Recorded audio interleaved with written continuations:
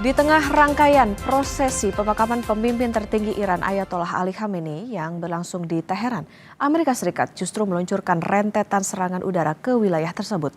Kondisi ini memicu reaksi keras dan aksi saling balas yang kian memanas.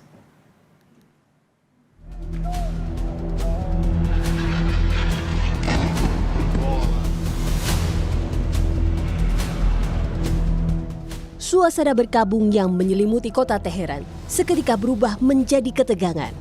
Di saat jutaan warga Iran melepas kepergian Ayatollah Ali Khamenei, militer Amerika Serikat justru melakukan serangkaian serangan udara secara beruntun. Dalam 48 jam terakhir menunjukkan ledakan, asap dan kerusakan parah di kota Chabahar, Iran Shar, serta beberapa lokasi di Provinsi Golestan.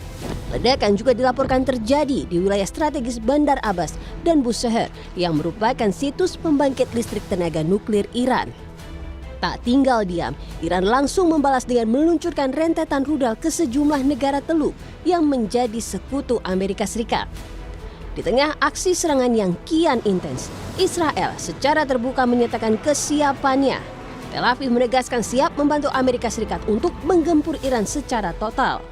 זרוע ארוכה של ישראל תשיג אתכם בטהרן, בטיבריז ובאספהאן ובכל מקום שממנו תנסו לאיים ולפגוע במדינת ישראל.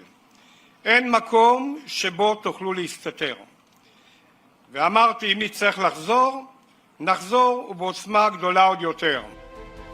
Presiden Amerika Serikat Donald Trump beberapa kali menebar ancaman akan menyerang Iran selama rangkaian pemakaman Ali Khamenei. Trump menekankan akan meluncurkan serangan 20 kali lipat untuk membalas Iran. We just hit them very hard, and I say we hit them 20-1. Every time they hit us, we're going to hit them 20. And we did it last night. We did a little something today, but it was really retribution for last night. They hit actually 3 boats, not 2. And when they hit, we hit back much harder. Reaksi keras pun datang dari pemerintah Iran. Teheran mengecam keras tindakan Amerika Serikat yang dianggap sebagai pelanggaran hukum internasional. Karena tindakan agresif Amerika Serikat, Iran membatalkan pertemuan yang seharusnya dijadwalkan pekan lalu. و استکباری رو دنبال کردن اما رئیس جمهوری که الان آمریکا در واقع باش مواجه هست نه ساختارهای بین‌المللی رو میشناسه که ما به دلیل اقدامات تجاوزکارانه‌ای که بعد از برخی حوادث در تنگه هرمز پیش اومد و اقدامات تجاوزکارانه‌ای که رژیم آمریکا علیه برخی از اماکن ما انجام داد ما اون نشست رو لغو کردیم اعلام. Dunia kini menanti gejolak di Timur Tengah segera mereda agar perekonomian global bisa membaik. Namun, aksi saling balas serangan antara Amerika Serikat dan Iran ini dikhawatirkan akan kembali menghambat proses negosiasi perdamaian. Di tengah rangkaian prosesi pemakaman pemimpin tertinggi Iran Ayatollah Ali Khamenei, Amerika Serikat meluncurkan rentetan serangan udara ke wilayah tersebut. Kondisi ini memicu reaksi keras Iran yang kembali menyerang. Aksi saling serang ini direspons sekutu Amerika, Israel, yang menyebut siap kembali menyerang Iran. Kita bahas soal ini bersama dosen kajian ketahanan nasional UI, Stanislaus Rianta. Selamat pagi, Mas Stanis. Selamat pagi, Mbak. Mas Stanis, saling serang Amerika dan Iran direspon Israel dengan menyatakan siap menyerang Iran. Ini karena Israel merasa sebagai sekutu Amerika atau memang karena ada obsesi tersendiri dari Israel untuk unjuk kekuatan? Ya, ini kan sebenarnya membuktikan bahwa ketika perjanjian kemarin itu tidak seperti yang dikatakan publik bahwa Amerika dan Israel pecah kongsi, tapi ternyata mereka masih menjalin hubungan erat. Terbukti Israel mendukung kepentingan dari Amerika. Itu yang pertama. Yang kedua soal serangan. Kita harus lihat objektif bahwa kalau versi Donald Trump itu terjadi karena Iran melalui Garda Revolusinya melakukan provokasi atau serangan terhadap 3 kapal niaga, 3 kapal dagang yang melewati Selat Hormuz. Tapi kemudian Amerika melakukan serangan balasan karena atas hal itu. Kemudian saling serang, Iran melakukan serangan kembali ke negara-negara teluk di mana menjadi sekutu dari Amerika. Jadi kalau kita melihat situasi seperti ini, dalam sebuah perang itu tidak ada aktor tunggal dan tidak ada kepentingan tunggal. Jadi saling mempengaruhi. Artinya bahwa situasi di Timur Tengah saat ini adalah kompleksitasnya tinggi. Yang berarti banyak sekali kepentingan dan banyak sekali aktor yang terlibat sehingga hal itu tidak mudah diurai Apalagi ketika yang terlibat atau yang melakukan perjanjian hanya dua belah pihak, saya kira tidak bisa serta-merta terus langsung damai. Jadi perlu ada kekuatan besar yang menjadi penengah di dalam situasi ini. Oke, situasinya jadi seperti saling pancing sampai akhirnya bisa saling serang. Tapi begini, Mas Tanis, Amerika ini kan menyerang Iran saat dalam keadaan berduka. Apakah bisa dikatakan ini sebagai pemicu Iran membalas dengan keras dengan menyerang negara Teluk Sekutu Amerika? Ya, siapapun yang akan menjadi Iran ketika sedang berduka, pemimpinnya sedang mau ada prosesi pemakaman pemimpinnya, kemudian dilakukan serangan, pasti akan melakukan hal yang sama. Pasti akan melakukan balasan dengan sangat keras. Karena ini saya kira aspeknya bukan hanya aspek soal serangan, tetapi ini ada soal ya kalau misalnya kita sedang berduka di rumah punya hajatan atau punya suasana seperti ini kemudian diserang, orang pasti akan marah.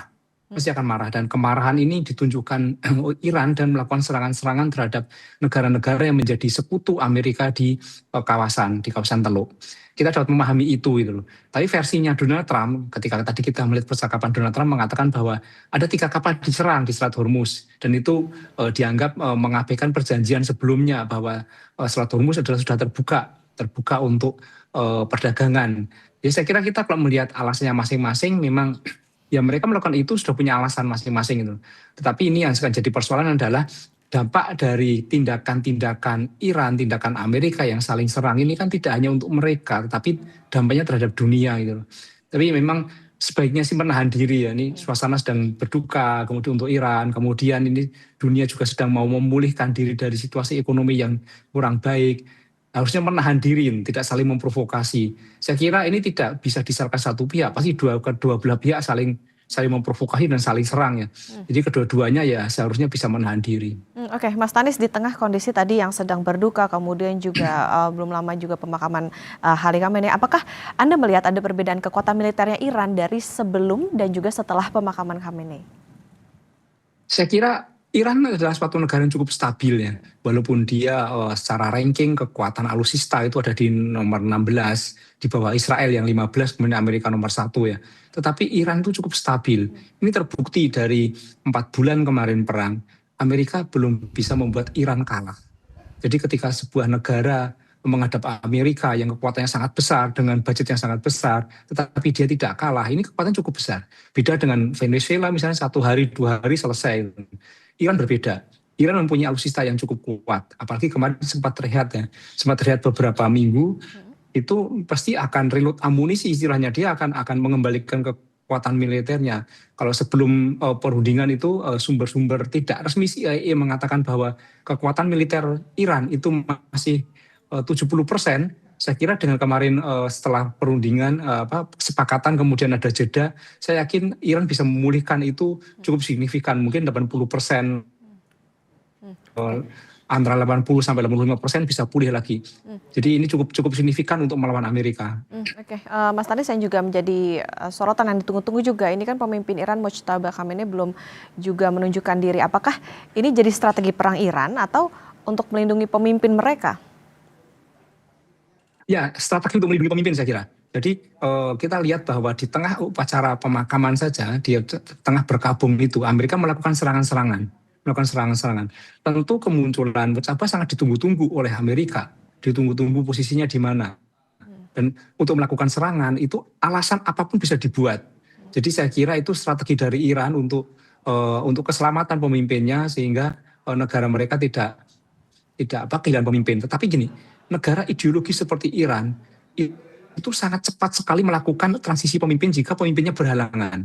Jadi itu ciri khas negara-negara yang berbasiskan ideologi. Jadi ketika pemimpinnya sudah mungkin berhalangan, entah itu meninggal dunia, gugur atau apapun, itu mereka sudah menyiapkan siapa pemimpin penggantinya dengan cepat.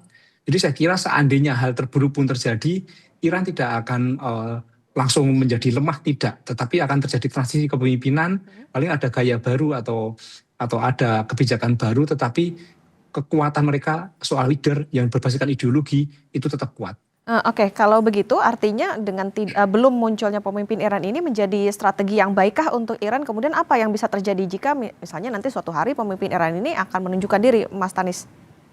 Apa bahayanya? Ya, seandainya pemimpin Iran itu muncul, kemudian dilakukan serangan terhadap pemimpinnya, ini tentu akan menjadi perhatian dunia, dan ini pasti akan menjadi sorotan, dan ada guncangan, pasti ada guncangan, tetapi mereka akan mudah sekali melakukan recovery, Iran akan melakukan recovery. Tapi tentu perlindungan terhadap pemimpin itu menjadi salah satu strategi yang cukup kuat dilakukan Iran. Jadi siapapun yang sedang melakukan perang seperti ini pasti akan melakukan strategi untuk menyembunyikan lokasi pemimpin. Tetapi pemimpin yang penting adalah dia tetap bisa melakukan perintah, dia bisa melakukan komunikasi dengan warga, komunikasi dengan instrumennya, itu yang paling penting. Kan di mana keberadaannya. Ini kan dipancing-pancing terus kan sama Iran. Dipancing-pancing terus sama Amerika, keberadaannya di mana, dipancing supaya muncul. Tetapi Iran tetap kekeh tidak memunculkan ucapan. Oke, Mas Tanis, singkat saja terakhir, ini dengan ancaman dari Israel, apakah bisa diperkirakan perang akan berlanjut dengan lebih panas atau seperti apa? Ya, jika provokasi terus terjadi, maka situasi di kawasan akan terus panas. Jadi sebaiknya kalau untuk menghindari itu, ya jangan melakukan provokasi. Oke, harus bisa menahan diri ya untuk kedua belah pihak. Terima kasih Stanislaus Rianta, dosen kajian ketahanan nasional UI, sudah bersama di Sapa Indonesia Pagi. Sehat selalu Mas Tanis. Terima kasih. Lumpur lapindo mulai merembes ke luar tanggul yang berada di dekat Jalan Raya Porong dan jalur kereta api. Kami sajikan pantauan langsungnya usai jeda.